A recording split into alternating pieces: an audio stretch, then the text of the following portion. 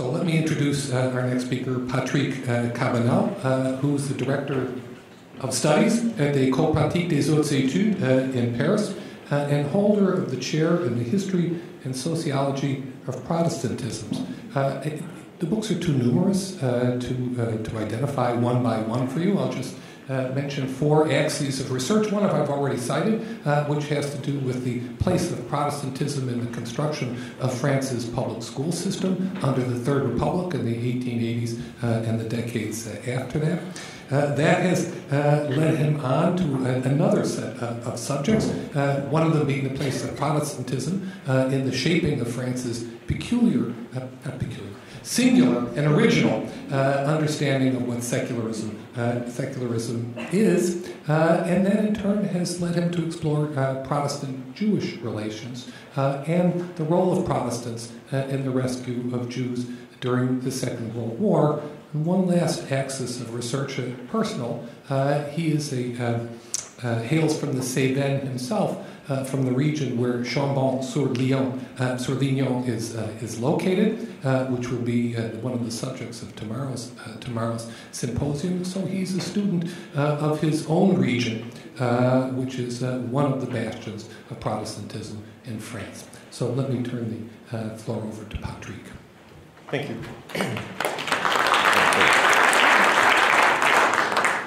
So it's an honor and a pleasure for me to speak in front of you.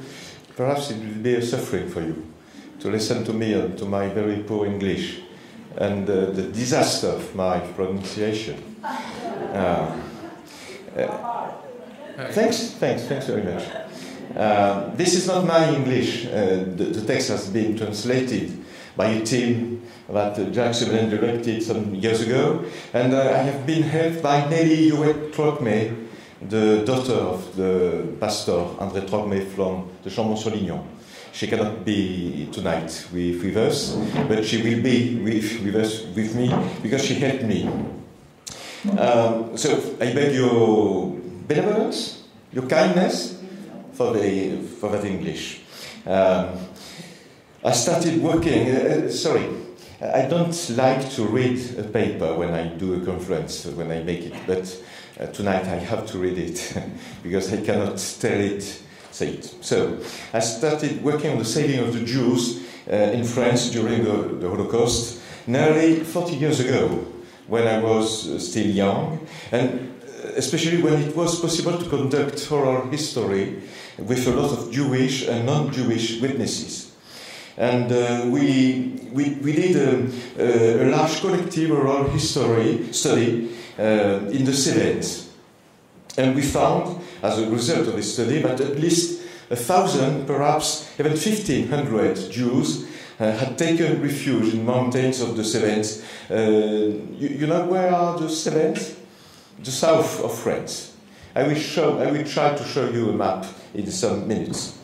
Another 1,500 of Jews had also taken refuge on the Plateau of the Chambon-sur-Lignon.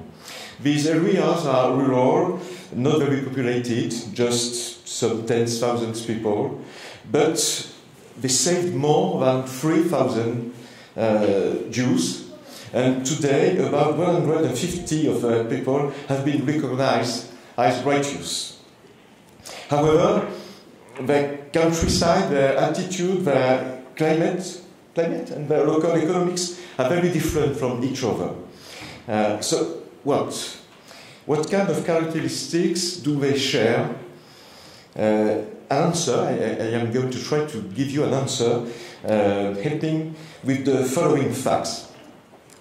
Perhaps you do know that amongst the 20,000 or so people who have been given the title of righteous by Yad Vashem, too small entire population were so recognized,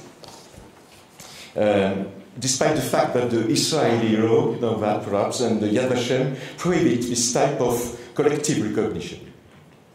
In 1988, the Plateau of the Chambon-sur-Lignon was honored by Yad Vashem. In France, we don't know the following fact. In 1985, a Dutch village in the north of Low Countries, yes, his name is Newland, was also honored by Yad Vashem after 170 of its inhabitants received the title individually. And it happens that both communities, the polder, the Low Country, the polder of Newland, and the mountain of the granitic mountain of Le Chambon-sur-Lignon, they share just one common fact, that is the Protestantism. Protestantism of the Calvinist Reformed Church, to be exact, at least for the majority of their population. And those in charge of sheltering of the Jews in Newland and in Le Chambon-sur-Lignon were pastors. Pastors, it's all right? Ministers, do you prefer ministers? In 18th century France, the Protestants told minister of the scripture. Now we tell pastor or clergyman. So ministers. So they were ministers or they were very notorious Protestants. And it appears to be the same thing in other famous places of Jewish refuge in France. On the other bank of the river Rhone, you have a small town called Dieulefit. Although the number of refugees is much lower in Dieulefit, but you have the same situation. And it's the same thing for the Cévennes mountains. Perhaps I dare say that this is the most famous example of a Huguenot. Huguenot, you know this word, because it's a story of New York. New York has a Huguenot story, a Jewish story, and Huguenot story too. And this is the famous example of a Huguenot place. You know, perhaps the place where the Calvinist peasantry 3 years ago, they were being called Camisards. They rebelled against King Louis XIV. And in the Cévennes today we found 58 righteous, and 56 are Protestants, and 14 are ministers. We can also see the same phenomenon in what we call I don't know if you know that, the Valdentians valleys in northern Italy, which are also Protestant valleys. And I would like to add just a last figure, the Protestant in France. Jacques has called about bishops. The Protestants were very, very infinitesimal minority, just 2% of the French population in the 40s. But they constitute now 10% of the French righteous. So you have in front of you what I could call an anomaly. This is a good word, and an enigma. How 2% of the population can give today 10% of the righteous? So it's perhaps the moment to see what I have to do. To see a map. Yes, okay. It's not a very good map, I'm sorry, but you can see clearly the contrast. Alors, I have something. Attention, ça c'est le moment. Yes, okay. It's a difficult technological moment for me. You see, this is a map of the density of the righteous for every department of France. The darker the department, the greater the number of the righteous. It's not the map of the absolute numbers, but the relative numbers. Because I have compared the number of the righteous and the census of the population in the last census between the war in 1936. And you will see the darkest department correspond, several of them, to the principal Protestant areas in France. So I show you. You see Dieulefit. Can you recognize Dieulefit? This is the Cévennes. This is the famous Chambon-sur-Lignon. And you have here and there, the other main Protestant areas in France. So of course, you can see, Protestantism does not explain on the map. But it permits to understand why so much of Jewish refugees have been saved, have survived, should say Jacques Cévennes, in the Cévennes, Dieulefit, and le Plateau du Chambon-sur-Lignon. I told about Protestantism, but you have to know that we have to say it's Calvinist Protestantism. It's, you know, perhaps that Protestantism in America, in France, in Europe, is very diverse theologically. And also the different Protestant churches deal in very different ways with the government of their own country. The Anglican Church in Britain, the majority of the Lutheran churches are what the English officially call establishment. And they are recognized by the state. The head of the state was the supreme bishop in England, like in Scandinavia or in Prussia. Meanwhile, the French Calvinists, the Dutch Calvinists, the Valencians, also the Mennonites, the Darbists, Dispensationalists, etc. All these almost infinitesimal groups have at one time known, like the Jews in European history, they have known persecution, silence, secret, dispersion, social solitude and troubles. My English is all right? Thanks. Thanks very much. Thanks. And you have to understand that these historical experiences, united with biblical religious culture, help explain the affinity, I think it's the real word, the affinity that those minority Protestants, not the majority Protestants, but these minority Protestants have with the Jews. And I think it allows us to understand why, when faced with anti-Semitism and genocide, these minority Protestants reacted differently from the Catholics and also from the established national Protestant churches, like in Germany. To be more precise, I've organized this talk around just 2 points. It will not be too long. Okay. The first point is to see the biblical meeting, biblical gathering between Protestants and Jews.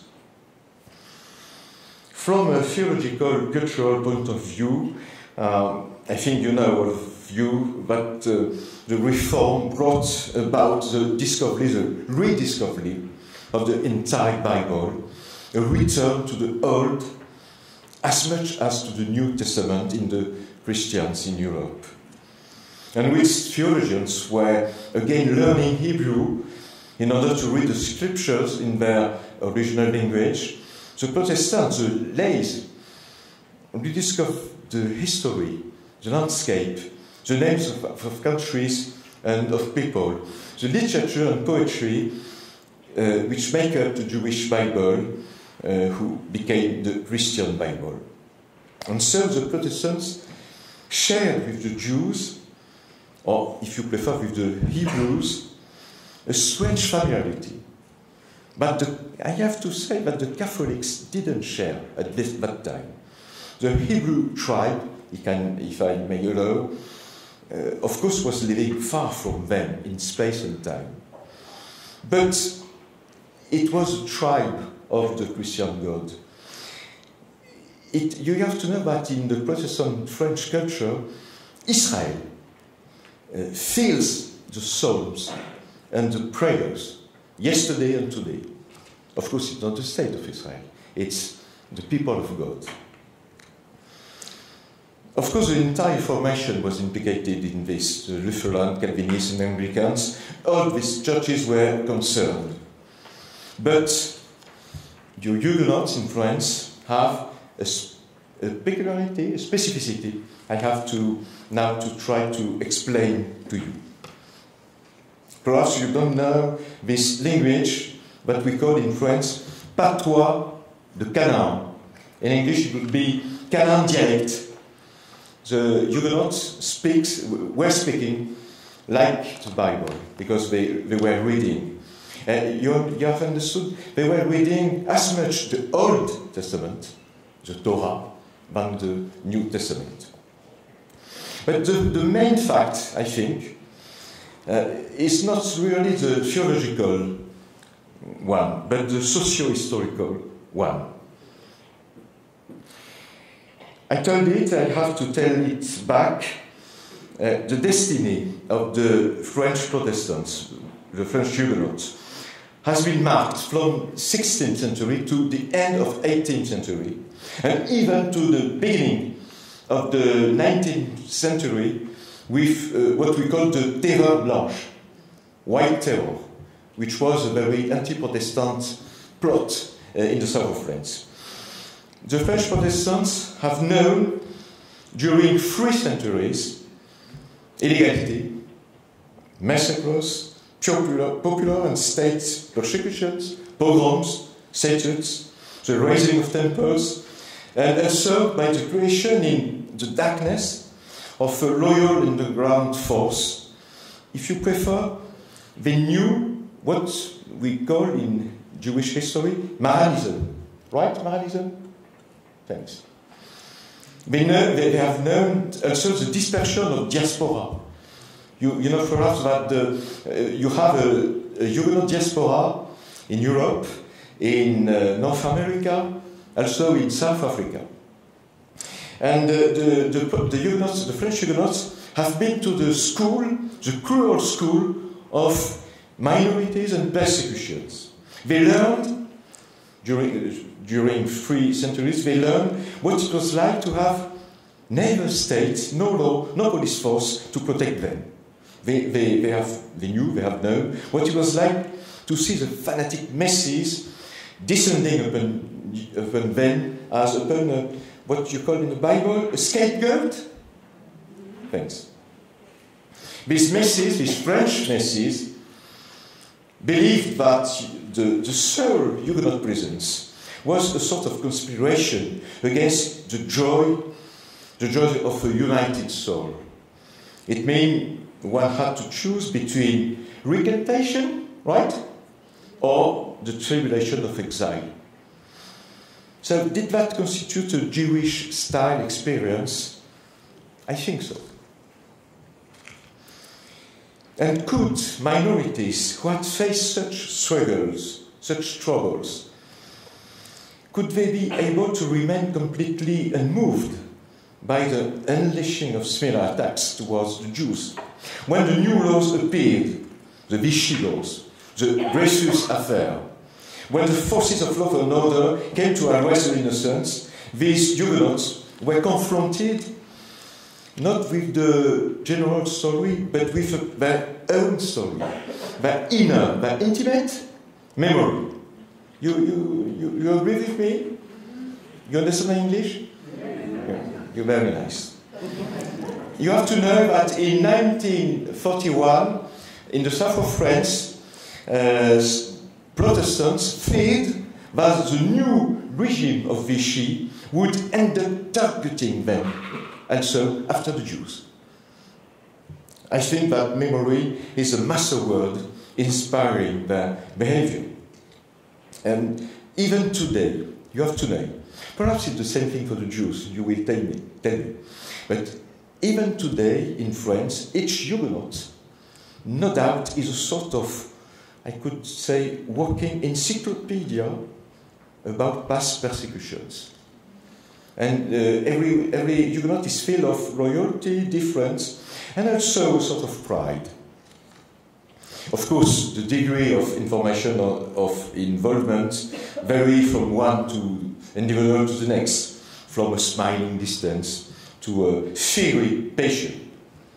Perhaps mine, perhaps more fiery patient than a smiling distance. But the sense of identity and worth never vanishes, even in a secularized country as France is today. Even if much of these Huguenots don't practice any religion today. I would like to, before concluding, I would like to give you just one quotation. It's a very famous one. It's a letter wrote by minister Marc Bubner, who was the chief of French Reformed Church. And he wrote this letter to the chief rabbi of France. And it was on the 4th of April 1933. He said, "The spiritual souls of the Huguenots quiver with emotion and affinity every time a religious minority is persecuted. And they know too well what Christianity, and more particularly the Reformed churches, owe to the prophets, the Jewish prophets, not to fail themselves wounded from the blows which struck the children of Israel." To conclude, I would like to see you two pictures, to ask a question and to give some words as an answer. So, what I have to do now? To see the picture? Ah oui, c'est ça. Okay. I would prefer the first one. Yes. Paul Salmona knows these pictures. This is two drawings made by a German Jewish painter of Letton origin, Jacob Barrosi, who was hiding in the Cévennes. After the war, he spent the rest of his life in the United States of America, and you can see his drawings in the United States Holocaust Memorial Museum in Washington. In this picture, you see you see, this is a real historical figure. It is the wife of the past minister of Florac in the Cévennes. And this is her last baby. I brought this baby. Now she is 80, of course. And she was accompanying the Jacob and Sonia Barrosin, the two Jews, the couple of Jews. They had to go away from the city because the situation was too dangerous. And they were as if it was just a walk. They went away from the city just as to a walk, but they were in fact going to hide in a small rural school in a mountain. So you can see a beautiful symbol of the meeting between the French Huguenots and the German Jews who sought refuge in France, in Protestant France. And alors, pardon. Ah oui, c'est comme ça? So, I'm sorry. Yes, okay. In this school, they had to remain completely silent all the day because they were the pupils, the young students were below. And they were hiding in the staff housing of the teacher. The teacher, Alice Serrière, was the public teacher of the school, was the daughter of another minister of Florac. And as the Barrosin didn't have anything to do all the day, anything to do, anything to read, and she gave them her father's Bible. And you can see Jacob Barrosin rediscovering the Bible, reading it to his wife. It's not a politically correct drawing because the man is reading and the woman is just listening. Amen. Okay. You can see a little mouse. You see the little mouse on the left? Perhaps just for the pleasure. So it's another symbol of the meeting, historical meeting between two minorities, Huguenot one and Jewish one. To conclude now, this is a question. Are these French Judeo-Protestant affinities what we could call a historical model, or if you want in a sociological way, an ideal type. If it's right, I think the example of Huguenots could have a validity for other moments in history, and could be used as an element of general reflection regarding the capacity of religious or ethnic minorities to understand the misfortune that can swoop down on other minorities and the capacity to give them help. But, and it will be my last words, and perhaps rather pessimistic words,